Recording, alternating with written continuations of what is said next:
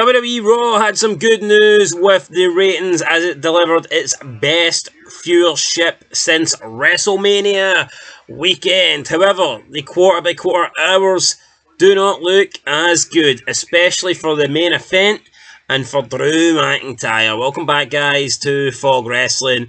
Great week for Monday Night Raw in the ratings. They did a 1.879 million. It is the highest viewed Raw since the Raw after WrestleMania.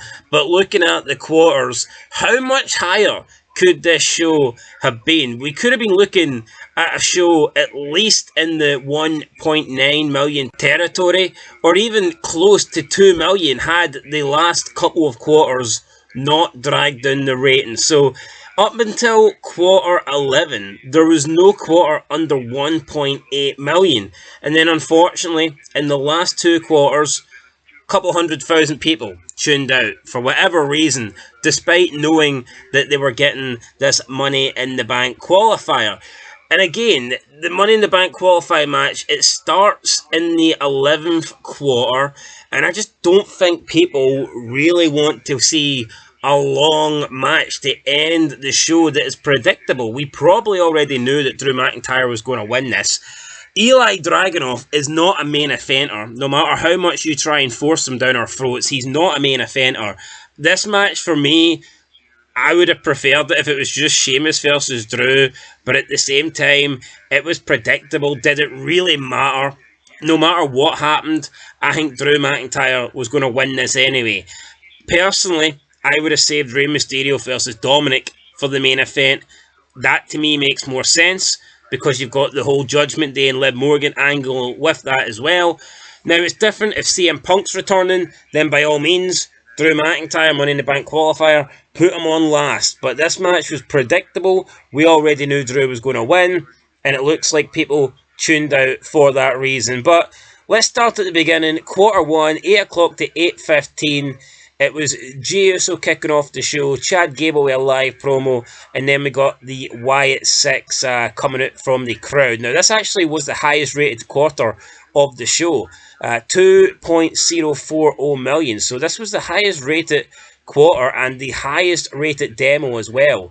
865,000 viewership in the demo. It was joint with quarter 8. So quarter 8 and quarter 1 had the highest demo. 18 to 49 of the show. But you know what, I thought it was a decent opening. Jey Uso, he has a good entrance and the crowd are going crazy. He's got his own little fireflies, or I believe he's renamed them the mosquitoes since then. Look, Jey Uso, we can debate whether or not he's a main eventer, but the crowd do seem to love him. They do seem to get behind him, and he does get pretty big pops, so fair play to him. Quarter 2, though, we lost 8%, down to 1.877 million. This was Xavier Woods versus Karrion Kross, and then the post-match with Kingston in the Final Testament. Not surprised. I mean, we lost, 163,000 here. Xavier Woods versus Karrion Kross, honestly, nobody cares about. Nobody gives a shit. That's factual. Nobody wants to see this. Move these guys to NXT or have this be on WWE Main Event or WWE Superstars or WWE Speed, but just Karrion Kross fucking sucks. Why not move him to NXT? Maybe the guy can have a decent run down there, but in terms of the main show, main roster, I don't think anybody wants to see this. Quarter 3, 8:30 to 8:45, we got the Judgment Day and Liv Morgan backstage. We got a Sika Anoa video and then a Selena Vega backstage promo. This went up 5% despite having 2 ad breaks in there. So this went up 5% and did a 1.969 million. So 2 ad breaks in there and going up 5%. That's good because normally when you've got ad breaks, that's when people will switch over. That's when people will tune out. But this quarter did well in maintaining an audience and actually growing an audience. So quarter 3, 1.969 million. Quarter 4, it was Liv Morgan versus Selena Vega. This lost 5%, 1.866 million. Liv Morgan, people want to see her right now, but they don't really care for the wrestling aspect. They want to see this like feminine, stalking, crazy, sexy side of Liv Morgan, where she is trying to get that dirty D. That's what they want, pun intended. It is what it is, but that's what people want to see right now, and not necessarily watch her wrestle an average match with Selena Vega. Quarter 5, 9 o'clock to 9:15. It was Liv Morgan versus Selena Vega continued. We got the post match with Dominic. Then we got a Drew McIntyre promo, and then a WrestleMania 40 video. This went up 1%. I'm surprised it didn't go up more. We had the continuation of the title match with Dominic getting involved, with a Drew McIntyre promo, and with the WrestleMania 40 video. Only up 1%. I mean, an increase is good, but I thought this would have went up more. 1.89 million. Quarter 6, so Seth Rollins, Damian Priest live promo with Finn Balor. This went up 7% to 2.023 million. Only the second quarter to get above 2 million.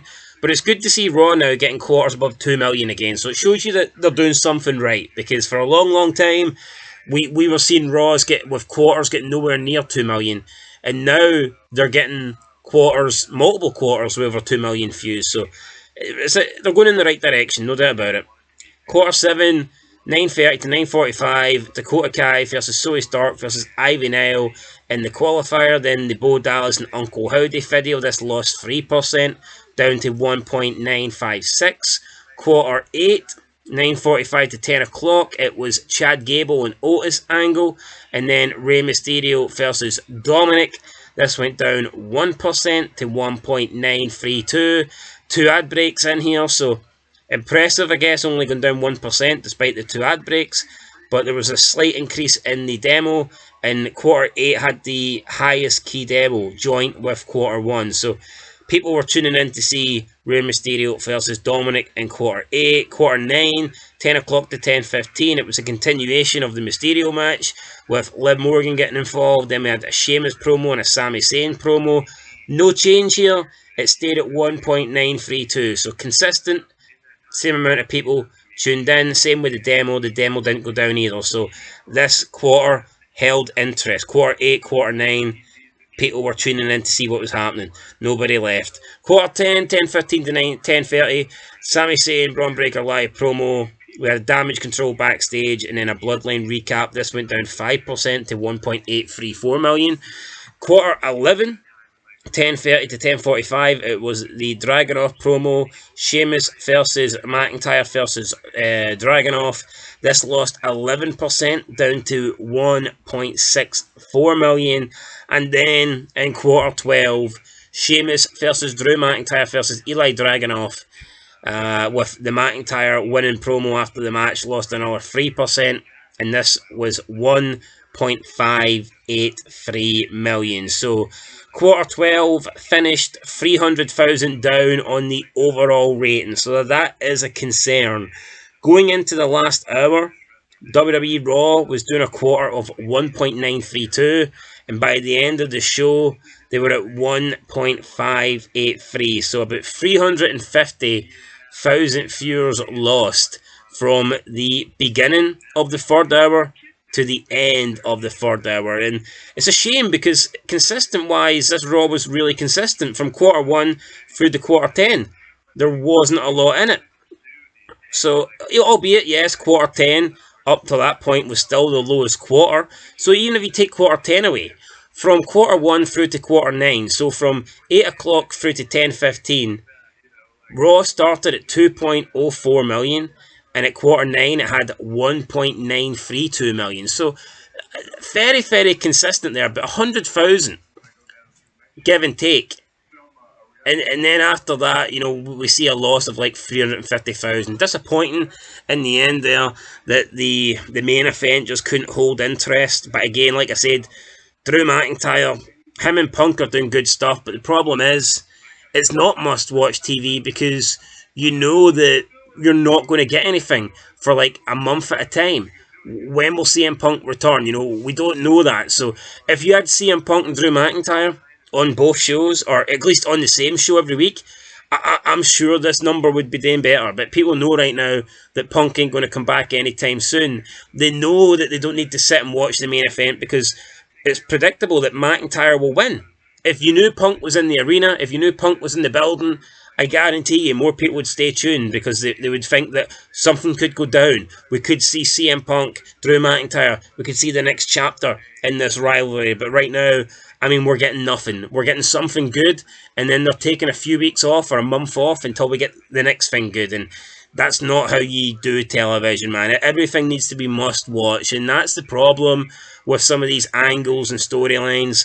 I think my brother says that the Punk McIntyre feud at the moment is just okay, and there was a couple of people pissed off. Somebody said that's why I unsubscribed for this channel because they said the hottest thing in wrestling was just okay. But here's the thing: it's not. How can it be the hottest thing in wrestling when it's not happening every week?